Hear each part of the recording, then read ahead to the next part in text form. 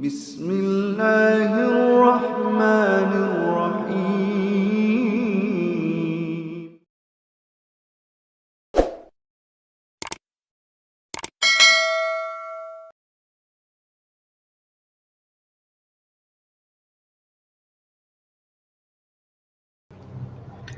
Alhamdulillah wassalatu wassalamu ala Rasulillah wa ala alihi wa sahbihi wa mawalah wa la hawla wa la quwata illa billahi wa ba'du. Alhamdulillah, segala puja dan puji hanya milik Allah Subhanahu wa taala. Di pagi hari yang cerah ini Allah Subhanahu wa taala masih memberikan nikmat kepada kita sehingga kita masih dibangunkan oleh Allah Azza wa Jalla dalam kondisi sehat walafiat. Dan dalam perjalanan pulang dari pengajian di Batu Aji ini, ada sedikit faedah yang ingin saya sampaikan di pagi hari ini. Karena ini di hari Jumat, maka saya akan sedikit menceritakan tentang sejarah sholat Jumat. Kapan sholat Jumat ini awal didirikan, dan kapan Nabi SAW pertama kali melaksanakan sholat Jumat. Ma'asyiral muslimin yang dimuliakan Allah Subhanahu wa taala, kita tahu bahwa sholat Jumat adalah termasuk syiar daripada syiar-syiar Islam. Allah Subhanahu wa taala mengatakan, ya ayyuhalladzina amanu idza nudiya lis-salatil jum'ati fas'au ila dzikrillahi wa dzarul bai'. Wahai orang-orang yang beriman, apabila dikumandangkan azan seruan untuk melaksanakan salat Jumat, maka bersegeralah kalian mengingat Allah Subhanahu wa taala dan tinggalkan segala jenis perniagaan jual beli kalian. Dan kita tahu bahwa terjadi khilaf para ulama kapan sebenarnya sholat Jumat itu diwajibkan kepada kaum muslimin. Apakah di periode Mekah ataukah di periode Madinah? Ada yang mengatakan bahwa sholat Jumat itu diwajibkan di periode Madinah karena surat Jumat yang tadi saya bacakan ayatnya, idza nudiya lis-salati mi yaumil jum'ati fas'au ila dzikrillahi wa dzarul bai', adalah turun di Madinah. Sehingga mayoritas para ulama mengatakan bahwa wajibnya sholat Jumat itu disyariatkan di kota Madinah. Ada juga yang mengatakan bahwa diwajibkan sholat Jumat itu di periode Mekah. Tapi karena Nabi SAW masih dalam kondisi lemah, belum kuat, dan juga para sahabat Nabi SAW melihat jumlah para sahabat yang belum banyak, sehingga Nabi SAW tidak bisa melaksanakan sholat Jumat di Mekah.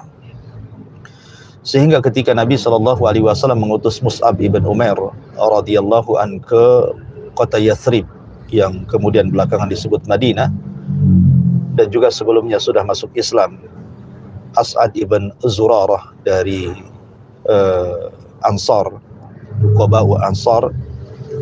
Maka sebelum Nabi SAW hijrah ke kota Madinah, maka As'ad ibn Zurarah dialah yang pertama kali mengumpulkan manusia untuk melaksanakan sholat Jumat, dan dihadiri oleh Mus'ab ibn Umair radhiyallahu anhu. Makanya kemudian Ka'ab ibn Malik radhiyallahu an, apabila mendengar suara azan di sholatul Jumat, maka dia selalu mendoakan kebaikan kepada As'ad ibn Zurarah, rahimallahu li As'ad ibn Zurarah, semoga Allah Subhanahu wa taala merahmati As'ad ibn Zurarah. Kemudian Ka'ab ibn Malik ditanya, kenapa Anda setiap mendengar suara azan di hari Jumat Anda selalu tarahum, mendoakan rahmat kepada As'ad ibn Zurarah? Maka Ka'ab ibn Malik radhiyallahu anhu mengatakan, karena dia orang yang pertama kali mengumpulkan kami melaksanakan sholat Jumat. Kemudian ketika ditanya berapa jumlah ketika Anda melaksanakan sholat Jumat bersama As'ad ibn Zurarah kala itu, maka dia mengatakan arba'un, 40 orang. dan hadis ini disahihkan oleh Syekh Nasiruddin Al-Albani rahimahullahu taala. Jadi orang yang pertama kali melaksanakan salat Jumat di Madinah sebelum hijrah Nabi sallallahu alaihi wasallam adalah As'ad ibn Zurarah. Adapun Nabi sallallahu alaihi wasallam sendiri ketika beliau pertama kali melaksanakan Jumat adalah ketika hijrah beliau dan beliau sampai di Kuba. Dan beliau mendirikan pondasi Masjid Kuba tetapi tidak membangunnya, hanya meletakkan beberapa batu untuk sebagai asas pondasi bahwa di situ akan didirikan Masjid Kuba. Setelah hijrahnya Nabi SAW sampai di kota Madinah, baru Masjid Kuba dibangun oleh penduduk Kuba.